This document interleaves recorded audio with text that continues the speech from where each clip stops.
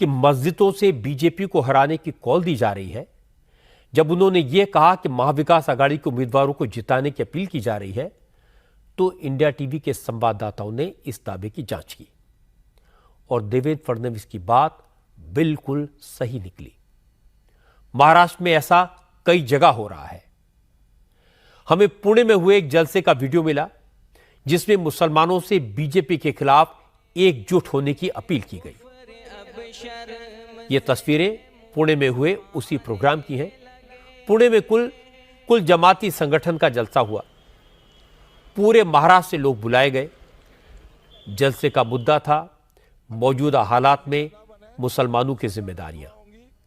इसमें तमाम मुस्लिम तंजीमों के लोग पहुंचे और मुसलमानों को सबसे बड़ी जिम्मेदारी यह बताई गई कि किसी भी सूरत में केंद्र में फिर बीजेपी की सरकार बनने से रोकना है। किसी भी कीमत पर नरेंद्र मोदी को तीसरी बार प्रधानमंत्री बनने से रोकना है। मजे की बात यह है कि सैकड़ों लोगों की भीड़ के सामने स्पीकर्स ने यह बात साफ साफ लफ्जों में खुलकर कही। मुस्लिम पर्सनल लॉ बोर्ड के प्रवक्ता मौलाना सज्जाद नुमानी ने कहा, वो जो समझा सकते हैं समझा दिया, जो कह सकते हैं कह दिया। अब इससे ज्यादा कुछ नहीं कह सकते कि देश का संविधान बदल जाए, आरक्षण खत्म हो जाए, मुसलमानों को और मुश्किलात का सामना करना पड़े। इससे पहले अलर्ट हो जाओ, यह आखिरी मौका है। इसलिए अब उम्मीदवार और पार्टी छोड़ो, सिर्फ उसे वोट दो, एकजुट होकर वोट दो जो मोदी को रोक सके। इससे पहले कि वो कॉन्स्टिट्यूशन बदला जाए, इससे पहले कि वो वक्त आए जब ये संविधान बदल दिया जाए और हमारे कमज़ोर तबकात के लोगों का आरक्षण छीन लिया जाए, इससे पहले भारत के हर नागरिक से, ख़ास तौर पर मजलूमों से मेरी ये गुजारिश है कि अपने वोट का बिल्कुल सही इस्तेमाल करें। सिर्फ एक निशाना बनाएं, दिल्ली की सरकार को जो कैंडिडेट हरा सकेगा हम उसको वोट देंगे, वो हमें अच्छा लगता हो या न लगता हो।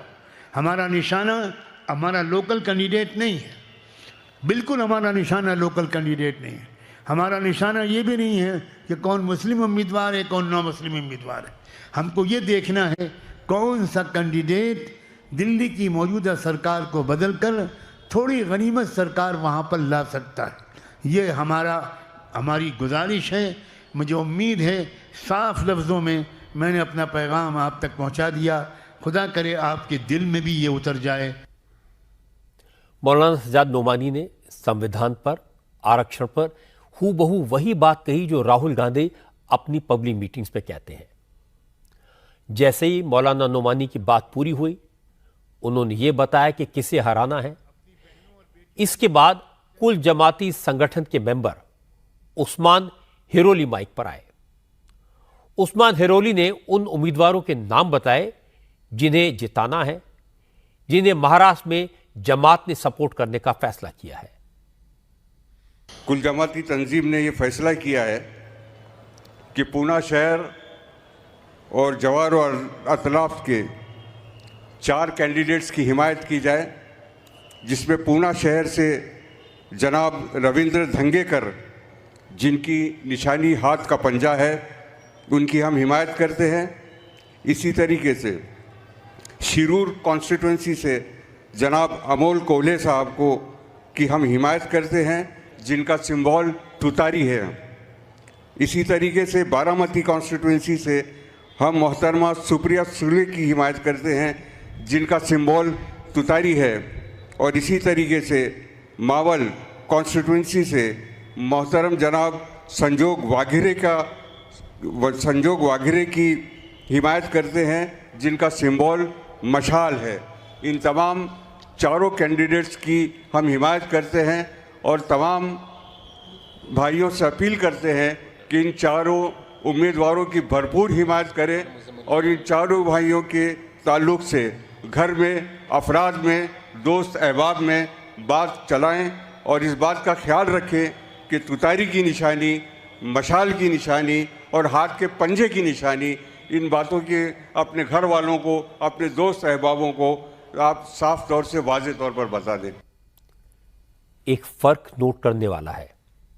पहले इलेक्शंस में मस्जिदों के इमाम फतवे जारी करते थे।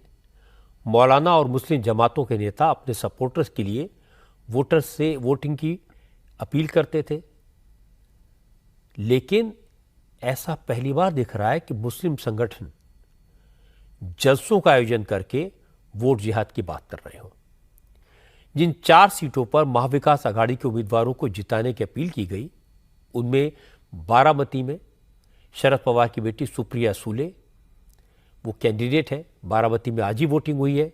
बाकी पुणे सीट से कांग्रेस के रविंद्र धंगेकर चुनाव लड़ रहे हैं। मावल सीट पर उद्धव ठाकरे की शिवसेना के संजय वाघोरे मैदान में है, जबकि शिरूर सीट पर एनसीपी शरद पवार गुट के अमोल कोल्हे चुनाव लड़ रहे हैं। इन तीनों सीटों पर 13 मई को पोलिंग होनी है। वोटिंग से पहले मुस्लिम संगठनों ने अपना इरादा, अपना मंसूबा जाहिर कर दिया। मुसलमानों से एकजुट होकर टैक्टिकल वोटिंग करने की अपील की। इससे पहले फर्रुखाबाद में आपको याद होगा, कांग्रेस के नेता सलमान खुर्शीद की भतीजी ने मुसलमानों से वोट जिहाद की अपील की थी। बीजेपी को सपोर्ट करने वाले मुसलमानों को कौम का गद्दार करार दिया था। इस तरह के मैसेज का असर पूरे देश के मुसलमानों पर होता है। इसलिए आज प्रधानमंत्री नरेंद्र मोदी ने इसका तुरंत जवाब दिया। मोदी ने आज मध्य प्रदेश और महाराष्ट्र में रैलियां की। खरगोन, धार, बीड और अहमदनगर में लोगों को एड्रेस किया। सभी जगह मोदी ने इस मुद्दे को उठाया। मोदी ने कहा, अब जनता को तय करना है कि उसे वोट जिहाद चाहिए या राम राज्य चाहिए। आज भारत इतिहास के एक अहम मोड़ पर खड़ा है।